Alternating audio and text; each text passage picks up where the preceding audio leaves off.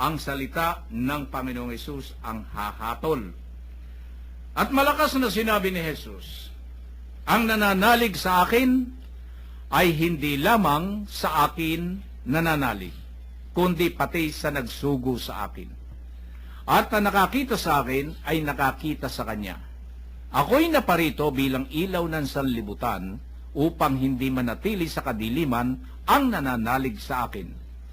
Kung mapakinggan ninuman ang aking mga salita, ngunit hindi niya tuparin ito, hindi ko siya hahatulan, sapagkat naparito ako hindi upang hatulan ng sanlibutan, kundi upang iligtas ito. May hahatol sa sinumang magtakwil sa akin at hindi tumatanggap sa aking mga salita. Ang salitang ipinahayag ko, ang hahatol sa kanya sa huling araw, sapagkat hindi ako nagsalita sa ganang sarili ko lamang, kung hindi ang amang nagsugo sa akin ang siyang nagutos kung ano ang aking sasabihin at ipahayag. At alam kong ang kanyang utos ay nagbibigay ng buhay na walang hanggan. Kaya't ang ipinasasabi ng Ama ang siya kong sinasabi. Ngayon, ito yung ang salita ni Jesus ang hahatol. Napakaganda ho, nilalaman ho nito, yung nananalig sa akin ang wika ng Panginoong Hesus ay hindi lamang sa akin nananalig, kundi pati sa nagsugo sa akin. The God the Father, ang tinutukoy ho rito, yung nagsugo sa Panginoong Hesus. At ang nakakita naman sa akin ay nakakita na sa Kanya. Ibig sabihin yung larawan ng Panginoong Hesus at yung kapangyarihan ng Panginoong Hesus ay nakapaloob doon sa God the Father. Pag nakita na, kung mapakinggan ninuman ang aking mga salita, ngunit hindi niya tuparin ito, ay hindi hinahatulan ng ating Panginoong Hesus, sapagkat ang pagkakaparito ho sa atin ng Panginoong Hesus ay hindi upang hatulan ng sanlibutang ito na nasa kapangyarihan ng masamang espiritu, kung hindi upang iligtas ito. Yun ho ang kanyang layunin dito. Hindi hinahatulan, sapagkat mayroong nagpapatakbo sa isipan ng mga tao, at yung nagpapatakbo sa isipan ng mga tao, masamang espiritong yan, yun ang kinakalaban ng Panginoong Hesus, hindi ang sanlibutan. Okay. Kuya Joe, ano po nakikita nyo rito? Mga kapatnubay, ang salita ni Jesus ang hahatol. Ayon po sa Panginoong Hesus, ang kanyang mga salita ang hahatol sa huling araw. Kung nararapat ba tayong bigyan ng buhay na walang hanggan, may pagkakatulad po sa aking natutunan na hindi ko makalimutan. Pag-uulan niyo po ng pansin, ibabahagi ko sa inyo. Ang buhay daw po natin dito sa daigdig, may kilang, parang isang patak lang ng tubig. Ngunit ang kahatulan, singlawak ng tubig sa karagatan.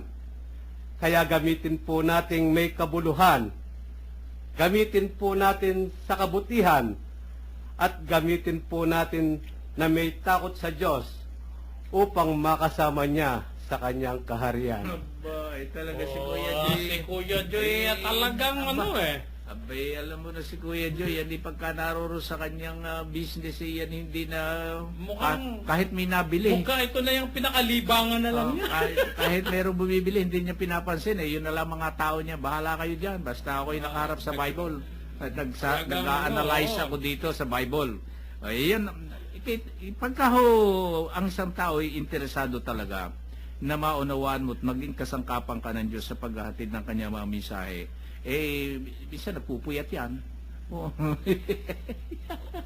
Nagpupuyat. Nag-overtime Oo. Akala natin sa trabaho, yung pala sa Biblia nag-overtime. Abay, si Kuya Joe, hindi katagalan natin nakakasama, pero alam na alam mo sa tao yung interesado talaga. Saka yung sinseridad kasi yan Oo. nakikita natin dito, yung sa kaya sa ating gawa. Abay, yung mag-prepare na lamang pagkaiki. Talagay ko, nung nag-aaral ito, lagi nagpiprepare ng lesson ito eh.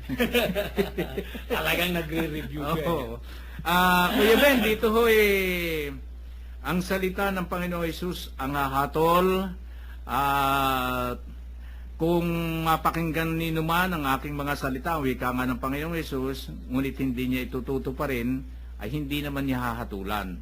Hindi na raw hahatulan ng Panginoong Yesus. Yung hindi tumutupad ng kanyang mga salita, sapagkat yung pagkakapunta rito ng Panginoong Yesus sa sanlibutan ay upang iligtas ang mga unang-una mga makasalanan talaga, hindi ho ba? Upang iligtas ang makasalanan. Pero sa bandang huli, sinabi niya rito sapagkat hindi ako nagsasalita sa ganang sarili ko lamang kung hindi ang amang nagsugo sa akin ang siyang nagutos kung ano ang aking sasabihin at ipahayag.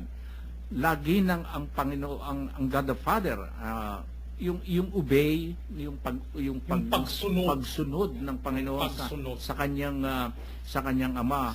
Yun ang importante sa buhay ng tao ngayon. Anong nakikita ninyo, Kuya Ben, yung pagsunod sa Panginoong Yesus, yan ba ang pinakamahalaga na maging gabay ng tao, patnubay ng tao sa kanyang pang-araw-araw na buhay upang tayo ay hindi mapabilang sa hatulan sa sanlibutan? Alam mo, Kuya Men, yun ang pinakamahirap, yung pagsunod Kasi pag sinabi natin sumusunod, lahat yan dapat Lahat ng kanyang sinasabi, lahat ng kanyang inuutos, lahat ng kuntil-butil na mga bagay-bagay ay gagawin mo So, yun ang totoong pagsunod. Kasi pag sinabi natin ikaw ay sumusunod sa mga patakaran, ay kumpleto yan, ganap yan. Pero bago ko po bigyan pa ng diin, layuan natin ng konti. Kasi ito, alam niyo itong nakapalob dito, napakalalim nito napakaganda. May mga bahagi kasi dito po sa mga siulat ni San Juan na pag tinalakay natin, napakagandang bigyan ng ilayo mo at ilapit, napakagandang masagap man ng sarili mo at ng iba. Tingnan po natin, merong nagtanong sa akin minsan, sabi niya, pwede naman daw gawin kasi ng Diyos na pinatatawad ko na ang kanilang mga kasalanan.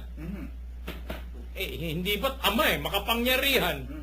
Kung ang Diyos daw ay makapangyarihan, na gaya ng ipinangangaral ko, sabi niya, pwede naman ang sabihin ng Ama na pinatatawad ko ng mga kasalanan at gusto ko lahat ng tao maisama sa kaharian ng Diyos. Kahit man gaano kalaki, kaya niyang gawin At ilagay ang mga tao, bigyan ng kumpletong pagkain, bakit kailangan pa mayroong isang Kristong dumating, pahirapan, at utusan ng Ama para isagawa ang isang misyon, isagawa ang pagliligtas, at ito ang magsasabi at daraanan muna natin bago makarating sa Ama.